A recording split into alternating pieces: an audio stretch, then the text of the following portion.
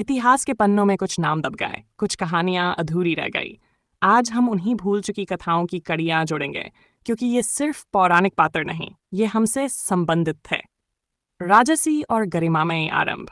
ये सिर्फ गाथाएं नहीं हैं, ये है विरासत, जो राम से, शिव से, भारत की आत्मा से जुड़ी है। आइए आज जानते हैं एक और कथा जो युगों से हमारे साथ संबंधित थी। जब श्री राम ने सीता माता का त्याग किया, उस समय सीता वाल्मीकि आश्रम में रहीं और वहीं लवकुश का जन्म हुआ।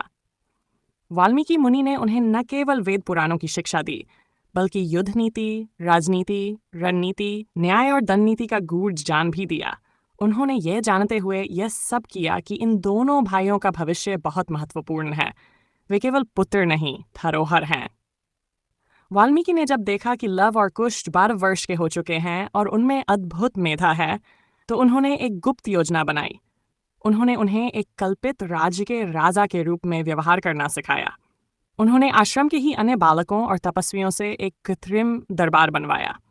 वहां लव और कुश को न्याय करना, सेनापति से युद्ध नीति पूछना, मंत्रियों से कर नीति बनवाना, ये सब अभ्यास करवाया गया। एक दिन एक वृद्ध ऋषि, जो वास्तव में वाल्मीकि थे, वेश बदलकर उनके सामने एक झूठे विवाद के साथ उपस्थित हुए, ये देखने के लिए कि क्या वे धर्म और दया दोनों का संतुलन बनाए रखते हैं। लव और कुश ने ऐसा न्याय किया कि वृद्ध ऋषि की आंखों में आंसू आ गए। यही दिन था जब वाल्मीकि को विश्वास हो गया कि ये दोनों धर्मराज्य के योग्य हैं। श्री राम का राजसूय यज्ञ और लव कुश का अभिषेक। श्री राम ने जब अपने पुत्रों को पहचान लिया और सीता पृथ्वी में समा गई, तब उन्होंने ये समझा कि अब अयोध्या का उत्तराधिकारी चाहिए। लेकिन उन्होंने निर्णय लिया कि वे लव और कुश को प्रजा परीक्षा के माध्यम से राजा बनाएंगे। श्री राम ने दोनों को 2 दिशाओं में भेजा। लव को उत्तर कौशल, श्री राम की राजधानी अयोध्या से सटे उत्तर के भाग, कुश को कुशावती, पूर्व दिशा में स्थित एक पुरातन नगरी।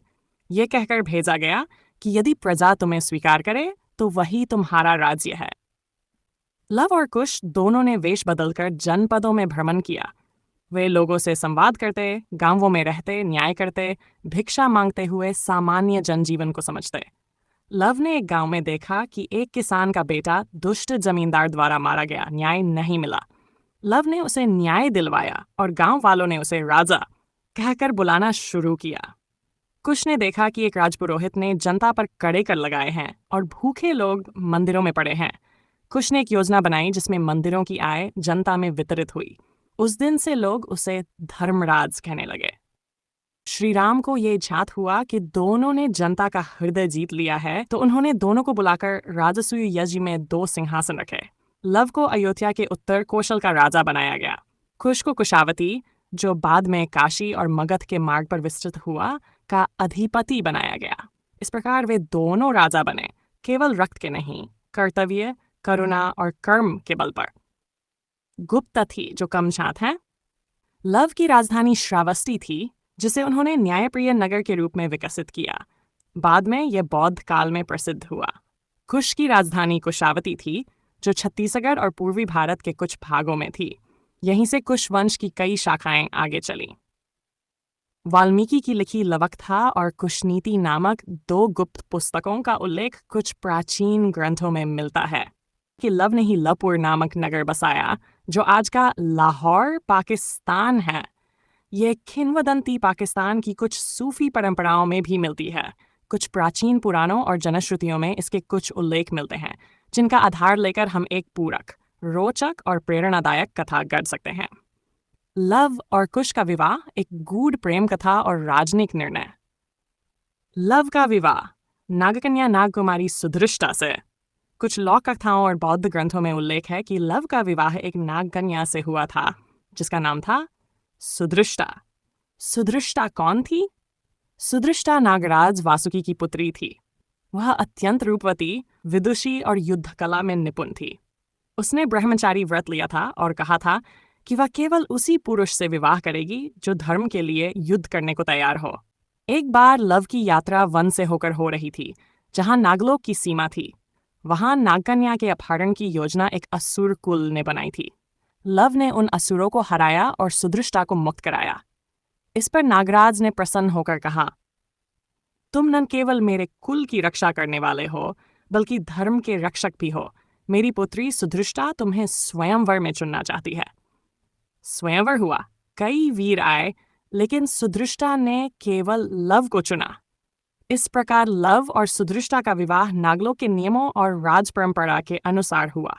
कुश का विवाह काशी की राजकुमारी कुमुदवती से। कुमुदवती कौन थी?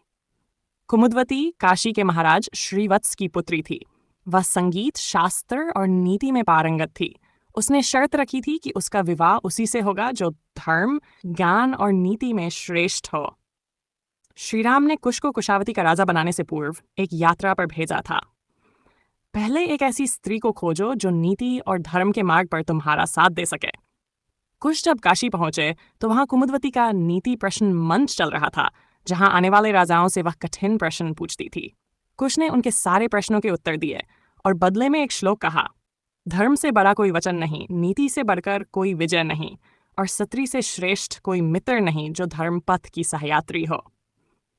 कुमुदवती ने स्वयंवर में उन्हें वरण किया और श्री राम ने स्वयं उनके विवाह में आशीर्वाद दिया। लव और कुश दोनों के विवाह प्रेम और धर्म के संयुक्त रूप से प्रतीक थे। लव ने एक योद्धा कन्या से विवाह किया, कुश ने एक विदुषी राजकुमारी से। उनके विवाह राजनीतिक गठबंधन नहीं थे, बल्कि आत्मिक व बौद्धिक समरसता पर आधारित थे। कुश वंश ने आगे चलकर मगध, मिथिला और काशी पर शासन किया। लव की वंशावली उत्तर पश्चिम भारत में फैली, जिसकी स्मृति पाकिस्तान के कुछ हिस्सों में लवपुर, लाहौर के रूप में बची है। तक्षक, लव का पुत्र, लवपुर का उत्तराधिकारी बना और उसने उस नगर को विस्तार दिया। कहा जाता है कि उसने नागवंश से राजनीतिक और सांस्कृतिक संबंध बनाए, इसलिए उसे भी नाग की उपाधि मिली, जो बाद में तक्षक नाग कहलाया। अतिथि श्रीराम के वंशज और कुश के पुत्र। अतिथि का जन्म तब हुआ जब कुशावती राज्य का राजा बन चुका था। उन्हें शास्त्र, राजनीति, युद्ध कला और योग की गहन शिक्षा दी गई। कुश के बाद अतिथि राजा बने। उन्होंने धर्मराज्य की स्थापना की और कहा जाता है कि उन्होंने अपने काल में शोषण, झूठ और अधर्म को जड़ से खत्म किया। उनकी सभा में ऋषियों, विद्वानों और न्यायविदों का विशेष सम्मान होता था। अतिथि के शासन का मूल मंत्र था, प्रजा के सुख में ही राजा का धर्म है। इतिहास की धूल में छिपी इन अनसुनी कथाओं को सामने लाने के लिए हमारे चैनल को लाइक करें, सब्सक्राइब करें और बेल आइकन दबाएं, ताकि हर जुड़ी कहानी आप तक पहुंचे सबसे पहले।